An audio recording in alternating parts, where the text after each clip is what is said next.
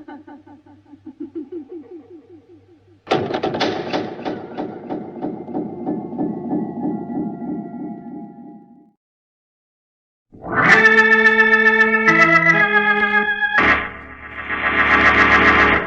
New York City, the makers of Clipper Craft clothes for men and more than 1,200 leading retail stores from coast to coast present that immortal character created by Sir Arthur Conan Doyle, the world's most famous detective, Sherlock Holmes, starring John Stanley.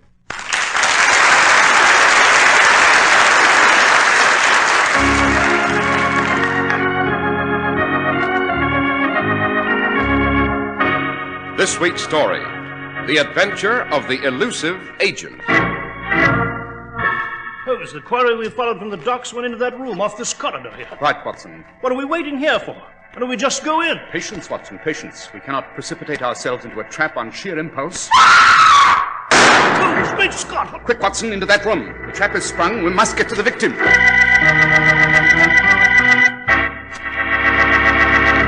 We're at the door of Dr. John Watson's study, and we're about to hear another of his adventures with the fabulous Sherlock Holmes. Well, good evening, Mr. Harris. Good evening, Dr. Watson. You have a memoir for us tonight, I hope? I have indeed, Mr. Harris. In fact, I had just finished editing it when you came in. I might say that this particular adventure is of first-rank importance, not only in the life of my friend Holmes, but on the course of history itself. The stakes were the highest, and on the outcome hinged the issue of empire itself. In no other adventure that I can recall were our protagonists more ruthless, more shrewd, and more cruel. Sounds like you've got a treat for us tonight. What do you call it, Dr. Watson? Well, Holmes and I always refer to it as the adventure of the elusive agent. And after you have enlightened our audience to the merits of Clippercraft clothes, Mr. Harris, I shall proceed with this highly unusual story. Today, it's official. It's spring. Time for you, Mr. Man, to get a new spring suit and a new spring topcoat. Make sure you get Clippercraft. Clippercraft, the best clothes you can buy for the money. Beautiful new spring all-wool worsted Clippercraft suits, only $45. Clippercraft all-wool gabardine or covert topcoats, only $40 to $47.50. Clippercraft clothes make you look your best because they look like they cost much, much more. Get your Clippercraft spring outfit tomorrow.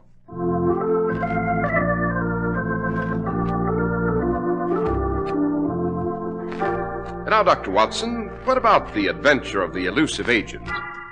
Well, Mr. Harris, it began in 1913. This was a year when Holmes's brother, now Sir Mycroft Holmes, had publicly achieved the post of Minister at Large at Whitehall, but secretly conducted the affairs of British intelligence. 1913, I might add, was a year of international tension, notably between Britain and Germany, which a year later culminated in the First World War. It was behind the shadowy scenes of espionage that this adventure first began. And specifically, it began one dark night on the Berlin Express, plunging northward from Budapest toward the German capital. There was a knock on a compartment door. Yeah, who is it? Who's there? Trade Inspector Hermelin. What is it? What do you want? I have a telegram for you, Herr Meine. Oh, one moment. I don't... Dr. Vetter, you are not... Don't make a sound, Miller. Get back in that compartment of yours. Get back, I said, or I'll blow your head off. That's better, my friend. Much better. So, you're an Englishman. What do you want? The plans, mein Herr. Plans? Huh, I do not know what you're talking about. Don't you, Herr Miller? Then listen. Last night in Budapest, you knifed an Englishman in the back. Took a waterproof packet of papers from him. You're on your way to deliver them to the Wilhelmstrasse in Berlin now. Hand them over. Be quick about it. You'll never get those plans, you swine. Sorry, Herr Miller, but I must have them now. No. Yes, I must have them. Yes, Herr Miller.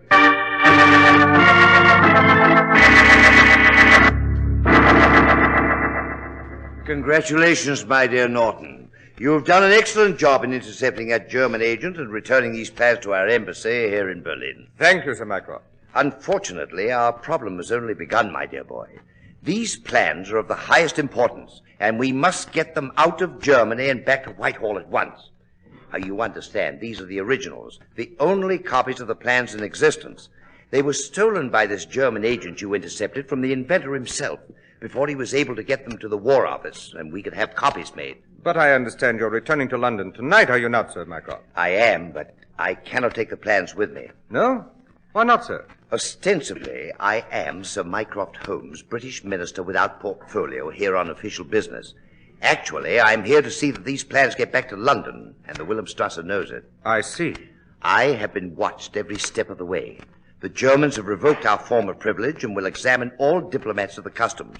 And we can't risk relaying the data to Whitehall by code on the chance that the Germans may already have broken it.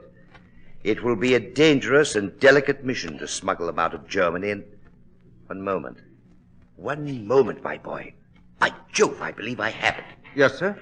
I recall reading in the newspapers that you are to marry a British subject here in Berlin by the name of Miss Pamela Rivers. That's right, Sir Mycroft. And, if I remember, you are to be married this Saturday and will return to England for your honeymoon. Yes, sir, those are our intentions. Oh, yes, I'm sure it will work. Philip Norton, British attaché, takes bride, honeymoons in England. Excellent, excellent. Very romantic, innocuous in purpose, not calculated to arouse suspicion. Sir, I don't understand. Norton, my boy, marry your girl. Take your bride to England with you. And take something else in addition. Yes, Sir Mycroft. What? The plans, Norton. The plans.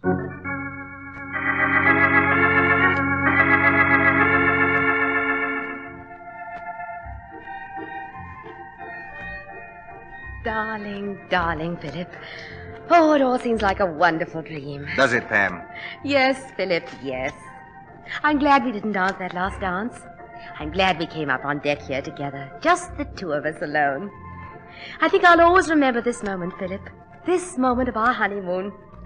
I'll always remember what the music was playing and how the moon shone up there on the sky and the lights of England of home shining over there on the shore. So will I, Pam. So will I. Philip. Yes, darling. Put your arms around me. Hold me close. Pam. Closer, darling, closer. That's it.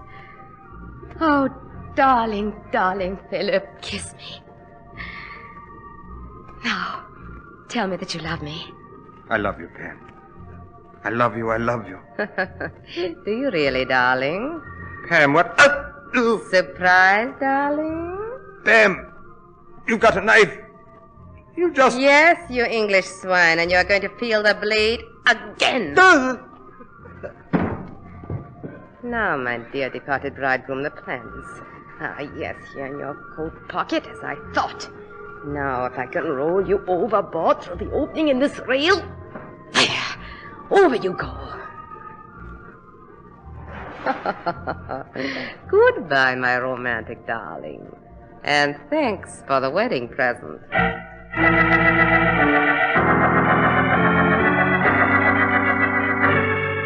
The porthole.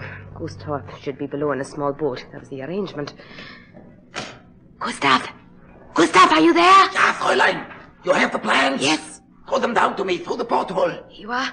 Thank you, Fräulein. That swine Norton. So he thought he could smuggle the plans... One moment, Gustav. Only half the plans are there. I have the other half. But what is the meaning of this? It means that the half I have is for sale. I see. But the Herr Director has paid you well. Tell your master if he wants the rest of these plans, he will have to be more generous. You understand, Gustav? Very well, I shall tell him. And when you come ashore, Fräulein, we shall be waiting for you at the rendezvous. Auf Wiedersehen.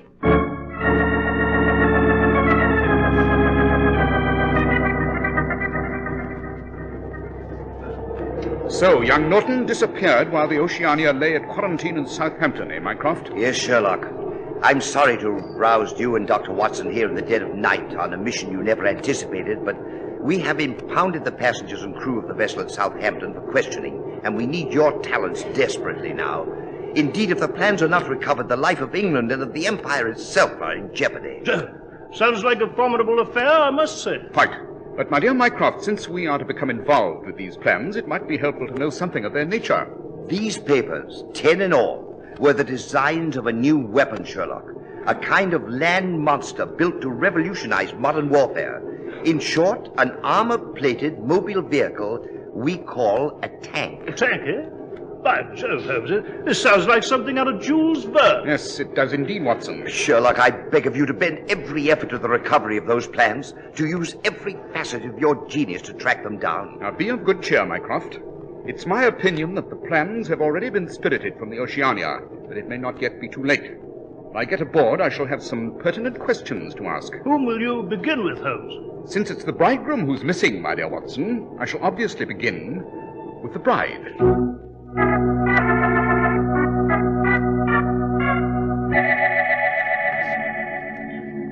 Now, Mrs. Norton, exactly what happened after you and your husband had gone to the upper deck of the vessel here? It was a little chilly. I asked Philip to wait for a moment. I left him alone, went down to my cabin to get a wrap. When I returned, he was gone. And after you searched the boat and couldn't find him, you notified the captain, eh? Yes, Dr. Watson, yes. Mr. Holmes, please, I can't answer any more questions, not now. Philip, my husband, he's gone. I loved him so, now he's gone. I'm sorry, Mrs. Norton. I realize what a strain you've been under, and there's no need to detain you any longer. You are at liberty to retire to your cabin now. Thank you, Mr. Holmes. Thank you very much. The deuce, Holmes. I must confess I found it a heartbreaking experience. Watch this poor girl. Did you, Watson? Eh? What do you mean? I mean that the woman lied. What? Come, Watson. It's painfully obvious. She distinctly said that she went down to get her wrap. Did she not? Oh, yes. Yes, she did. But what is... Consider, my dear fellow, if you were a bridegroom on your honeymoon and in a chivalrous mood, would you allow your bride to go to the trouble of getting her own wrap? Well, No. No, dashed if I would. Precisely. You would not. No man would. Watson. Yes, Holmes? Notify the authorities to allow all passengers to disembark. Yes, but Holmes, you haven't questioned any of the others. I don't think it will be necessary, Watson. Time is too short and we must gamble at long odds. From now on, we shall concentrate all our energies on following the bereaved bride.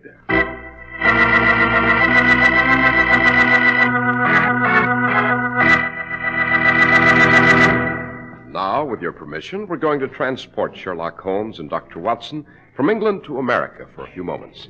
They are in a typical American city. Oh, I say, Holmes, that's a very successful-looking chap standing there, isn't it? A banker, would you say? Not at all, my dear Watson. He is not a man of wealth or position, but a man of extremely good taste.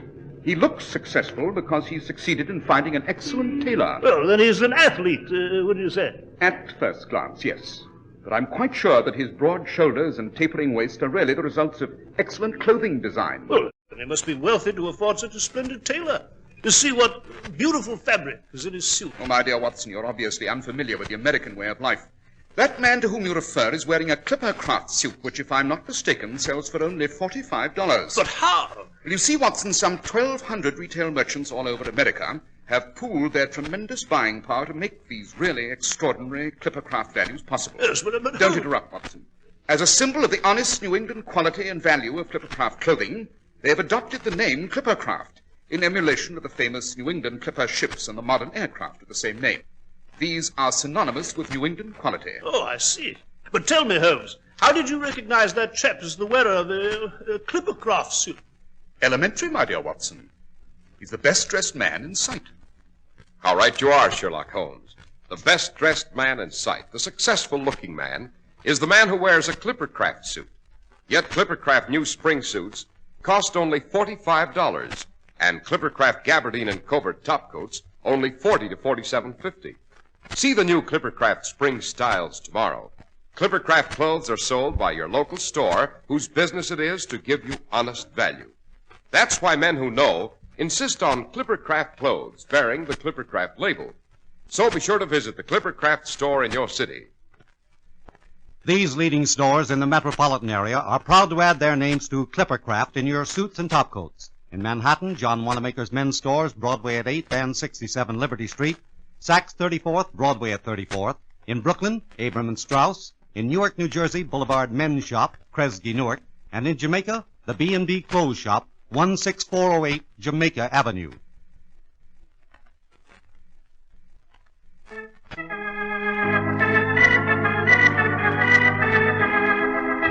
Now, Dr. Watson, you were relating to us the adventure of the elusive agent. So I was, Mr. Harris, so I was. Our task, as Holmes had explained, was to keep the bereaved bride, Mrs. Philip Norton, under our watchful surveillance. And this on the theory that she might lead us to the stolen plans for the new British armoured monster named the Tech. We saw her take the train to London, and we followed. Then at London she took the underground, and we followed, keeping out of sight in the next car. And finally, she emerged at the suburban station of Golders Green. Oh, she went into this house. I believe I saw someone admitted to that door there in the corridor. Yes, quite. We shall wait here for her to emerge, Watson. Yes, but why? Why don't we just go in? Patience, my dear man, patience. Our belief is that Mrs. Norton did not see us shadowing her, but we cannot be sure. He's shrewd, my dear fellow, a consummate actress and no fool. For all we know, this may be a trap. You have your service revolver with you, Watson? Yes, I've got it right here. Good. Better have it ready, my dear fellow. In a very short time, you may have occasion to use it.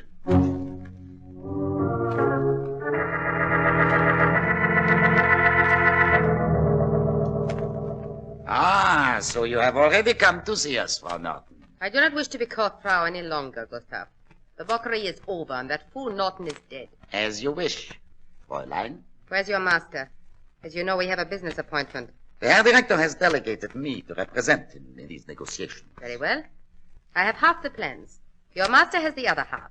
Without one portion, the other portion is useless. How much am I bid, Gustav? The Herr Director is inclined to be generous. You have already been well paid, but he realizes there are certain expenses. He's willing to pay you £10,000 on receipt of your half the plan. £10,000. It is a handsome sum, my dear, to pay a blackmailer. It's a pittance. The answer is no. The price is £50,000. Oh, you must be mad with greed. £50,000, my dear Gustav. I know what those designs are worth. Price is low and of no consequence to the organization you represent. Consider what the British would pay for those papers. Well, Gustav? I am empowered to go as high as £20,000. That is my final offer. 50,000, and that is my final offer. You have the papers with you? I have. Oh, but don't think you can take them from me by violence, Gustav, and remove me for good. It really wouldn't be worth it, you know. I have a trusted friend in London, and he has a sealed letter. In this letter is all the information I possess concerning the German espionage ring, not only on the continent, but in England, too. You understand? Yeah, Fräulein, I understand. And finally, the letter contains the identity of the ringleader himself, Gustav, your master and mine. In the event of my disappearance, my friend is to mail this letter to the Chief of British Intelligence at Whitehall. The price is still £50,000, Gustav. Perhaps you had better talk to the Herr Director personally, my dear Fräulein. He's in the next room, and I will summon him. Herr Director, the Fräulein is here. Will you talk to her? Naturally. And I'm sure we shall come to some conclusion speedily. Good evening, Fräulein. It was so considerate of you to visit our little hideaway far out here in Golders Green. I understand you've named a price for those plans. £50,000. It's a little high, my dear. May I make a counter-offer? What is it? This. Simple. Hey, Gustav? The ideal way to make a bargain. Quick, efficient, ruthless. And so we bid farewell to the bride. But, Herr Director, the letter she wrote to her friend. Don't take me for a fool, Gustav. Both the friend and the letter were destroyed long before she arrived in England. What? I haven't my agents honeycombing this foul and miserable island for nothing. Quick now, search her for the plan. Yeah. Open up! Open the door! They've got it locked. Herr Director, it's Sherlock Holmes. He's followed her here. Yes, quick, Gustav, out the back way. But the plan There's no time now. Above all, we cannot afford to be seen. Quick. Hold the lock off with your pistol, Watson. Yes, right, Holmes.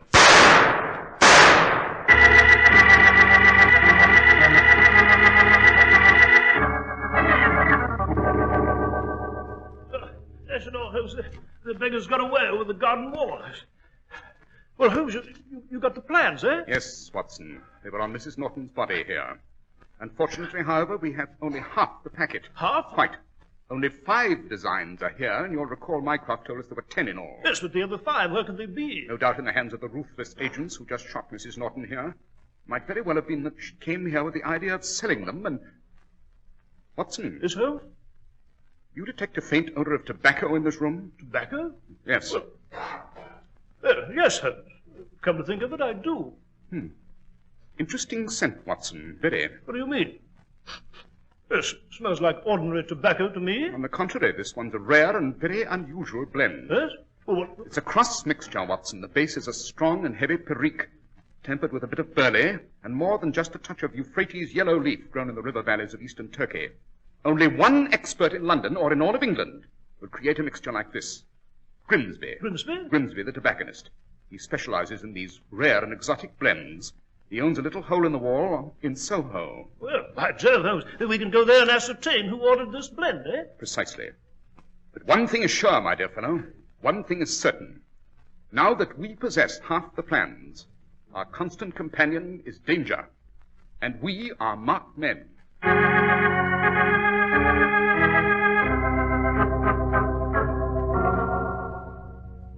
So you did mix that blend I described, Grimsby. Yes, Mr. Holmes, I did. I most certainly did. A very unusual formula, very unique. I made it at the purchaser's own request, of course. And who was this purchaser, Grimsby? Well, now, it was a foreign gentleman named Marco, Sir Emil Marco. Marco, eh? Could you describe him to us? Oh, yes, Mr. Holmes. He had a most unusual face, one that you wouldn't soon forget. A tall man he was, sir, very fastidiously dressed with a thin face, somewhat like a hatchet. But it was his mouth you'd notice anywhere. Yes? What about his mouth? And now, Dr. Watson, it had a sort of unfortunate twitch at the corner every now and then, a very annoying habit, to be sure. Yes, quite. Would you know where this Emil Marco lived, Grimsby? Yes, Mr. Holmes, I would. I had a messenger deliver a tin of his tobacco mixture to him. He's staying at the Berkeley Hotel.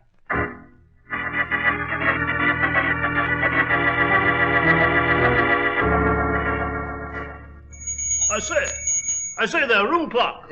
Yes, gentlemen, what can I do for you? We're looking for a gentleman named Marco, Emil Marco. What room does he occupy? Why, he did occupy a suite on the 3rd floor, sir. Did? You mean he's left? Yes, sir. He left only this morning. Would you know his destination from here? Yeah, well, let's see. Marco, Emil Marco. Think, man, think. It's of the utmost importance that you remember. Well, one moment, I do remember. Yes, where did he go? I recall his luggage was routed for the Hotel Metropole in Paris. I remember it from the label. Hotel Metropole in Paris. Come, Watson, there's no time to lose.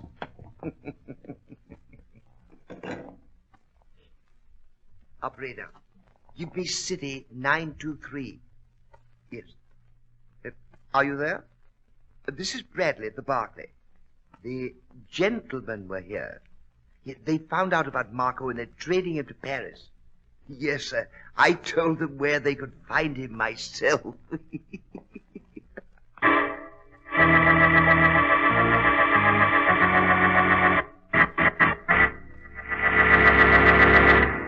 Well, Dr. Watson, you've got us sitting on the edges of our chairs. What happened next in Paris? Patience, my dear Mr. Harris, patience.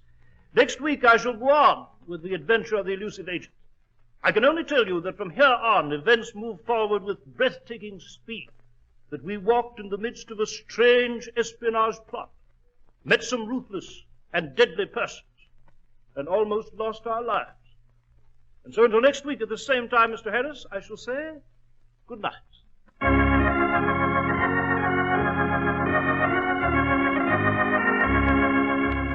The makers of Clippercraft clothes and more than 1,200 stores from coast to coast have brought you another in the new series of broadcasts featuring the world's most famous detective, Sherlock Holmes.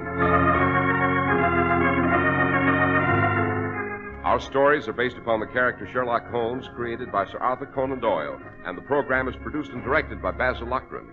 Sherlock Holmes is played by John Stanley, Dr. Watson by George Spelton. This week's story was written by Max Ehrlich, with special music by Albert Bourbon.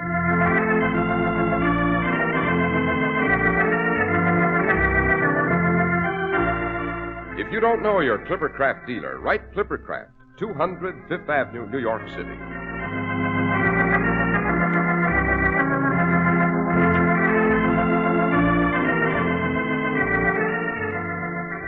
Be sure to listen next week to Sherlock Holmes in Part 2 of The Adventure of the Elusive Agent.